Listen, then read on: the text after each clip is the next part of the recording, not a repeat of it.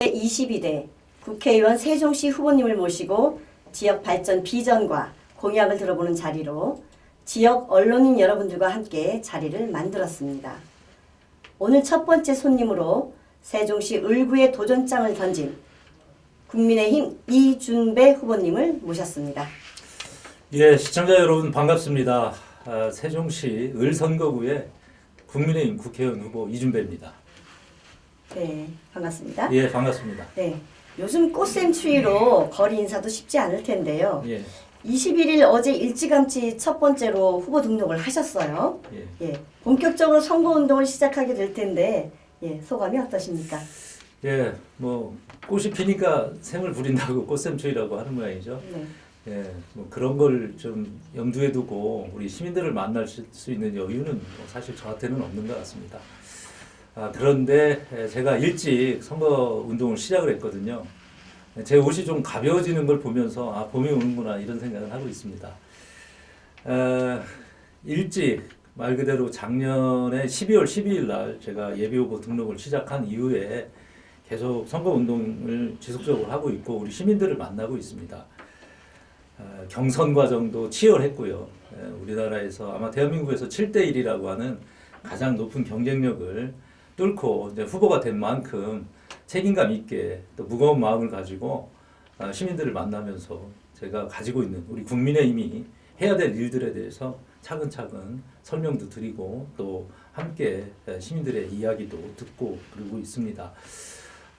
쭉 제가 저희들 과정들이 이미 선거의 과정들을 다 저희들 내부적으로 검토를 하고 저희가 필요에 따라서 즉시 해야 될 일은 하고 또 시간을 많이 내서 시민들을 좀 만나는 데 집중을 하고 있습니다. 그래서 어제 하고 오늘이 아마 후보 등록일 텐데요. 어제 제가 일찍 후보 등록을 마쳤습니다.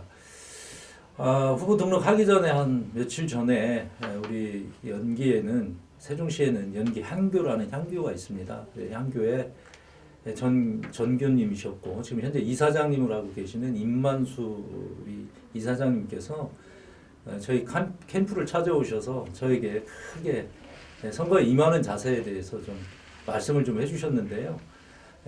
그때 주신 말씀이 건곤일척이라는 말씀을 주셨습니다. 이번 선거를 절실하고 절박하게 임하고 시민들에게 냉철하게 또 그리고 시민들의 위대한 평가를 받기 위해서 건곤일척하는 마음으로 선거에 임해 주셨으면 좋겠다라는 그런 가르침을 주셨는데요. 그런 마음으로 시작할 때 마음 잊지 않고 끝까지 최선을 다해서 선거에 임하도록 하겠습니다. 네. 자, 여기 함께 하신 언론인의 공통 질문 5가지를 정리해 봤습니다. 네, 첫 번째로 국회의원 출마를 하게 된 동기에 대해서 한 말씀 해 주시겠습니까? 예, 저는 저의 정치의 가치관과 철학은 3가지입니다. 정확하게 그리고 정직하게 정의롭게 정치를 하는 겁니다. 이 3정의 정치가가 돼서 세종시를 명신상부한 대한민국의 제2의 수도로 만들기 위해서 국회의원에 출마를 했습니다. 세종시는 행정 수도로서의 위상을 갖춰가고 있고 또 언젠가는 그 꿈이 현실이 될 거라고 저는 믿고 있습니다. 그것을 위해서 우리가 지금 22대 국회의원으로서 국회에 출마한다라는 이야기보다는 그 다음을 위한 이야기가 지금은 필요하지 않을까 생각이 듭니다. 세종시의 향후 100년을 위한 준비가 지금 시작돼야 됩니다. 그래서 저는 우리 세종을 지역을 4개 권역으로 나누고 4개의 특구 지정을 통해서 반드시 세종을 경제중심 도시로 만들려는 생각을 또 계획을 가지고 있습니다. 그런 마음으로 매일 유권자들 만나고 인사를 드리고 있고요. 우리 시민들의 바람을 또 그 바람을 들을 때마다 계속 경청도 하고 함께 그 고민을 풀어나가기 위해서 많은 시간을 우리 시민들 만나는 데 할애를 하고 있습니다. 요즘 더 실감하고 있는데요. 정치하는 사람은 정말 부지런해야 되고 또 많은 시간을 시민들과 함께하는 것 그 자체가 정치하는 사람의 몫임을 다시 한번 깨닫고 있습니다. 저 이준배가 국회 구성원이 돼서 시민들의 뜻을 반드시 이루어서 국민 행복, 시민 행복 만들어가는 22대 국회의원으로서 책무를 다하도록 하겠습니다. 네. 자, 그럼 두 번째로 세종시 북부권, 다시 말해 을선거구의 미래 경제를 살리는 4권역의 맞춤형 공약을 내세우면서 경제부시장 이력과 또 경제 전문가라고 말씀을 하시는데요. 네. 경력의 관계성과 4개의 권역을 어떻게 나누어서 발전시킬 것인지 간략하게 말씀해 주세요. 예, 굉장히 긴 얘기를 해야 되는데 간략하게 정리하라고 그래서 네. 좀 당황하는데 한번 정리해 보겠습니다. 네. 우선은 이제 제가 가지고 있는 장점을 좀 우리 시청자 여러분께 말씀을 좀 드리고 싶은데요. 저는 정말 특별한 경험과 그리고 경쟁력을 가지고 있다고 스스로 자부합니다. 특히 변화와 도전에 누구보다도 특화되어 있는 후보입니다. 제가 공업고등학교를 졸업하고 대기업의 개발자로, 또 창업 후에 100억대 매출을 하는 벤처기업의 CEO로, 또 스타트업을 육성하는 엑셀러레이터로, 또 제88호 대한민국 최연소 기능한국인으로, 그리고 세종시 경제부시장으로 늘 도전과 혁신으로 기업 경영부터 행정에 이르기까지 다양한 경험을 쌓았습니다. 실물 경제부터 거시적인 관점까지 잘 이해하고 있고, 이런 기반으로 자족 기능이 반드시 필요한 우리 세종에, 또 세종을 위해서 꼭 필요한 경쟁력이 아닐까 이렇게 생각이 듭니다. 경제부시장 재임 시절에 중소 중견 그리고 대기업을 투자 유치를 1조 4천억 했고요. 그리고 3천여 명의 고용 창출을 도모했습니다. 또한 우리 세종시에 6대 전략산업이 있습니다. 이 전략산업에 부합하는 기업들을 약 2천억 원 정도의 투자 협약을 이끌어냈고요. 고시가 된 우리 세종 스마트 국가산단 조성을 위해서 출자금 300억 또 출자를 마무리했고, 또 우리 소상공인 상권 성장을 위해서 여민전 캐시백 지원도 추가로 반영을 했습니다. 이를 통해서 우리 경제 활성화의 상권 성장의 기초를 마련을 했다 말씀을 드릴 수 있고요. 이걸 기반으로 해서 우리 세종시를 4개 권역으로 나누고 그 권역에 맞는 특화된 특구를 지정을 해서 반드시 우리 세종을 경제 중심 도시로서 경제와 행정이 함께 아우러진 세종 제2의 수도 세종을 만들도록 하겠습니다. 네, 많이 준비하셨는데요. 자, 세 번째로 4개의 특구를 지정해서 자족 도시를 만들겠다고 하셨습니다. 네. 자, 구체적으로 말씀해 주시고요. 공약을 보니까 남행북경이란 단어가 있어서 네. 제가 한자를 보니 단일행 진할경이라 하여 무슨 뜻인가 했는데, 알고 보니 세종시의 남쪽은 행정도시요, 북쪽은 경제도시란 말을 같은데 어떠세요? 맞습니까? 예, 정확하게 보셨고요. 네네. 행정의 행자입니다. 그리고 경제의 경자입니다. 한자 따지면 단일 행자 맞고 진할 경자가 맞긴 한데요. 행정과 경제를 아울러서 말씀드린 겁니다. 이준배 세종을 핵심 공약은 경제도시 프로젝트로 남쪽은 행정도시, 북쪽은 경제도시 남행북경을 만들어서 제2의 수도 세종을 완성하는 것입니다. 지역을 4개 권역으로 구분하고 도심 융합 특구, 그리고 교육발전 특구, 기회발전 특구, 레저 스포츠 특구 지정을 제가 추진을 해서 미래 지속 가능한 자족도시 세종을 좀 실현하고자 합니다. 그래서 도심 융합 특구는 우리 조치원 권역이고요. 충청권의 광역철도와 연계해서 미래 100년을 준비하는 프로젝트입니다. 또한 두 번째 교육발전 특구는 고운동, 종촌동, 아름동, 그리고 해밀동을 제1권역으로 지정해서 세종 신도심의 교육중심 도시화를 통한 세계적 교육 환경을 조성하는 것입니다. 세 번째는 기회발전 특구인데요. 기회발전 특구는 연서면, 연기면, 연동면을 제2권역으로 지정을 해서 특화 산업단지와 스마트 정주 환경을 조성할 계획입니다. 마지막으로 레저 스포츠 특구는 전동면, 전이면, 소정면을 제3권역으로 지정해서 충청권의 중심적 레저 스포츠 관광타운으로 건설하겠습니다. 네. 자, 그럼 4번째 질문입니다. 세종시의 평균 연령이 38세입니다. 대부분 유권자들이 학부모이고 또 다른 지역에 비해서 교육에 대한 관심도가 많은 지역인데요. 네. 후보님께서 교육 특구 지정에 대해서 공약을 내셨고 네. 또 지난 대선 때 윤석열 대통령께서도 특구 지정을 언급한 바 있습니다. 예, 예. 네, 후보님의 교육에 관한 공약을 보면 하드웨어, 다시 말해서 환경 조성이 대부분인데요. 이를 채워줄 소프트웨어는 어떠한지 구체적으로 좀 말씀해 주십시오. 예, 앞서 말씀드린 것처럼 또 아나운서님께서 말씀하신 바로 우리 세종시는 상당히 젊은 도시면 분명합니다. 특히 신도시 중심으로 젊은 부부들이 많고 또 이 젊은 부분들의 경제적 활동이 대부분 함께 맞벌이를 하는 경우가 많아서 아이를 돌보는 데 있어서 굉장히 큰 어려움이 있습니다. 그래서 우리 부모들 특히 초등학교 1, 2학년 또는 3학년까지의 학생들이 이 새로운 학교 환경에 적응하고 또 이 친구들이 학교 시간이 좀 빨라요. 그러다 보니까 유아 휴직을 하거나 아니면 경력을 보유하고 또 그 경력이 단절되는 일이 발생하고 있는 것도 아마 우리는 다 알고 있을 것이라고 생각합니다. 그래서 이 취약한 부분을 좀 보완해 줘야지만이 우리 젊은 부부들이 우리 육아를 하는 데 있어서의 어려운 부분을 좀 더 도와주고 그런 것들이 돼야지만이 또 경제 활동에 있어서의 좀 적극적인 경제 활동과 소비 활동을 할 수 있는 기회가 아마 그분들께 전해질 것 같습니다. 그래서 뭐 하드웨어적인 측면에 대해서 어떻게 이 생태계를 만들고 환경을 만들어 줄 건지에 대해서는 우선은 아동 돌봄 거점 센터를 좀 저희들이 만들어야 되겠다, 구축을 해야 되겠다. 그래서 우리 유아들의 건강이나 이런 놀이센터들을 설치해서 우리 육아가 엄마하고 떨어져 충분히 뭐 교육학에서 얘기하는 본딩 타임이라고 하죠. 이 같이 유대 관계를 잘 만들어갈 수 있는 사랑으로 아이를 키울 수 있는 그런 부분들을 좀 관심 있게 구축을 해야 되겠다 이렇게 생각하고 있고요.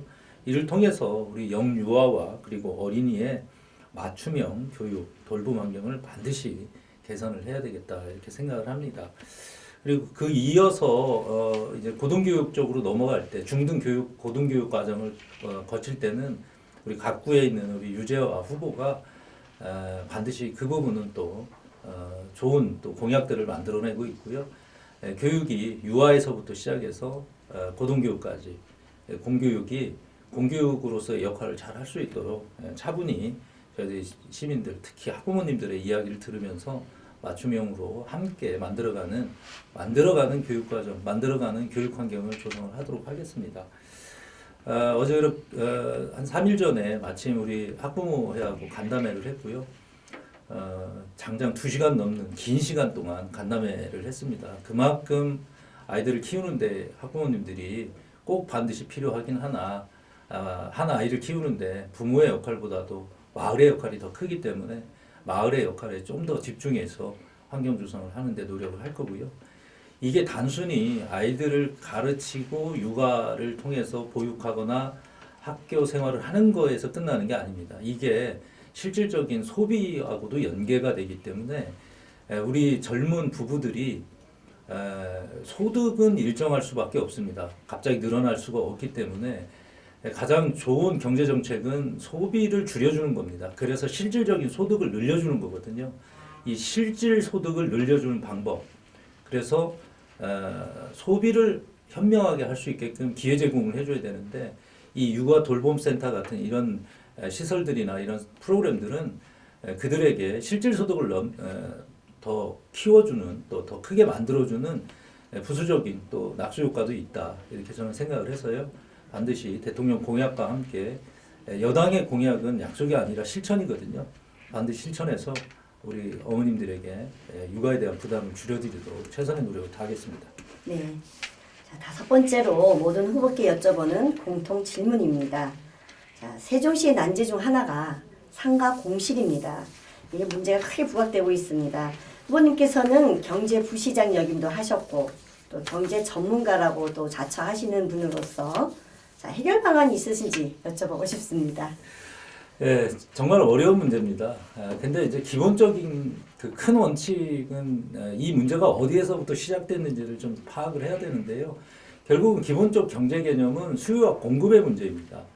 우리가 만들어지는 도시다 보니까 진행형 도시다 보니까 목표에 부합하는 환경으로 계속 그 상가를 만들었고 그런 상가들이 결국은 공급과 수요에 대한 불균형을 만드는 거죠. 결국은 그런 부분들이 상가 공시를 만들어낸 주요 원인입니다.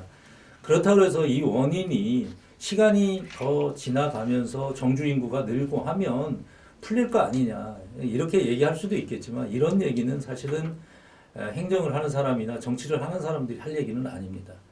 왜냐 그 사이에 고통받고 어려워하는 소상공인이 있고 시민들의 불행이 거기서 시작이 되기 때문에 그렇습니다. 그래서 당장의 문제, 당장의 어려운 부분들을 해결하기 위해서는 저는 뭐 몇 가지 이유가 있겠지만 가장 행정에서 해야 될 가장 큰 것은 규제입니다. 규제를 어떤 형태로 과거의 기본계획 수립 당시에 세워졌던 것들과 현재의 상황이 어찌 다른지 다른 지점을 찾아갖고서 개선도 필요하고 더 크게 지금 현실에 맞게끔 바꾸어 나가는 그런 혁신적인 접근이 필요하다 생각이 듭니다.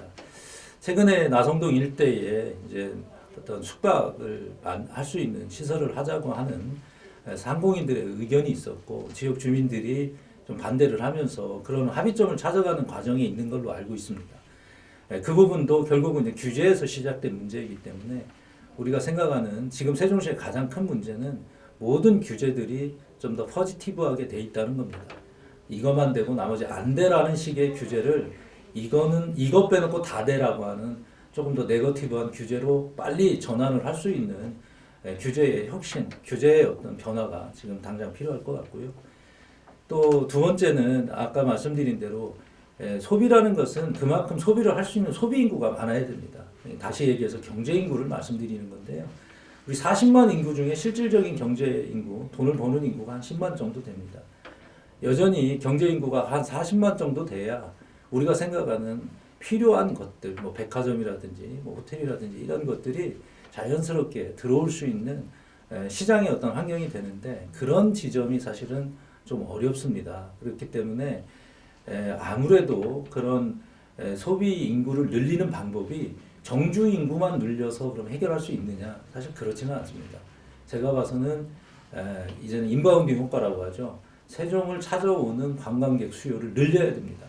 그렇기 때문에 우리 시정 4기가 출범하면서 다양한 컨텐츠를 지금 개발하고 또 그런 것들을 통해서 유동인구, 소위 관광객을 많이 늘리려고 하는 프로그램들을 지금 계속 하고 있죠. 그 중에 하나가 우리 정원산업 박람회라든지 또 뭐 여러 가지 어떤 관광 자원들을 활성화하고 또 그런 이벤트들을 만들어갖고 우리 소상공인들이 우리 지역에 있는 소비 인력, 소비의 어떤 규모만 가지고 어떤 상권 성장을 성장을 만들어가기보다 그런 외부 인력들이 많이 들어와서 상권 성장이 가능하게끔 하는 인바운딩 효과, 이것을 위한 힐링 콘텐츠를 많이 만들어내야 된다라는 거고요. 그런 측면에서 뭐 레저 스포츠 특구도 일종의 관광 수요를 늘려가기 위한 방식이다 이렇게 생각합니다.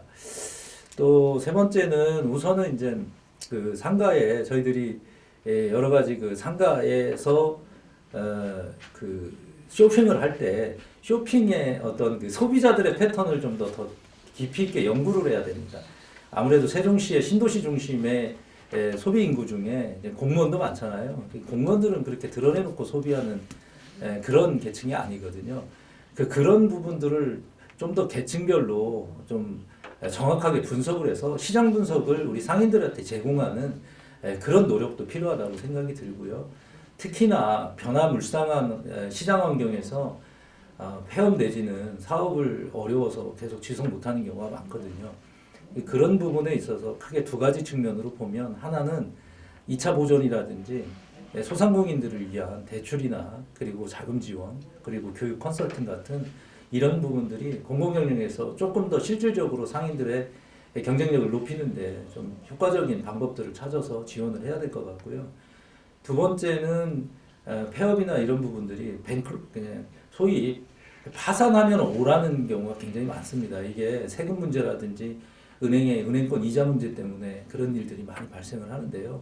이 착한 청산을 할 수 있는 청산의 어떤 방식도 이제 이번 기회에 좀 더 손을 봐야 된다. 물론 이게 뭐 국회의원이 해야 될 일이냐라는 생각이 조금 있는데요. 이런 문제를 문제 인식을 갖고 대안을 제시해서 시의 집행부나 또 광역시의회에서 좀 더 세밀하게 다룰 수 있도록 하는 것 뭐 등등 이런 것들이 굉장히 많은데요. 이 상권 문제는 뭐 제가 뭐 이 한 꼭지만 가지고 얘기해도 뭐 밤을 새서 할 수밖에 없는 문제 아닌가 이렇게 생각이 듭니다. 여튼 가장 중요한 건 함께 계속 소통하면서 문제를 같이 공유하고 인식하면서 그 문제를 해결해 나가는 그런 지혜로움이 좀 필요할 때가 아닌가 이렇게 생각이 듭니다.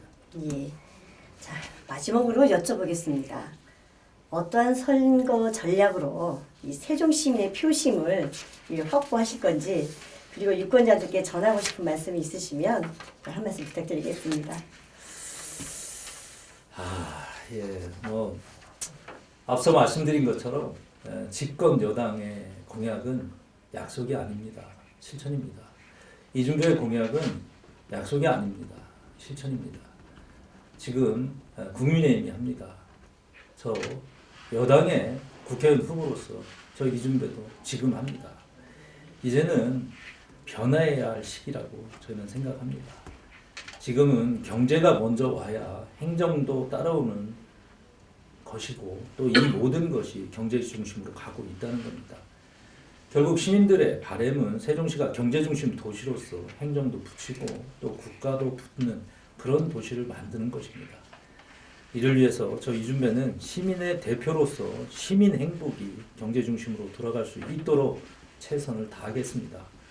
국민 행복, 시민 행복, 이준배의 마음가짐과 자세입니다. 이번 총선은 여러분의 소중한 의무이자 권리입니다. 지난 약속들을 계속 반복해서 하고 실질적인 결과를 보이지도 못하는 이들에게 반드시 책임을 물으셔야 합니다. 지키지 못할 약속으로 유권자를 속이는 사람이 누구인지 잘 구분하셔야 합니다.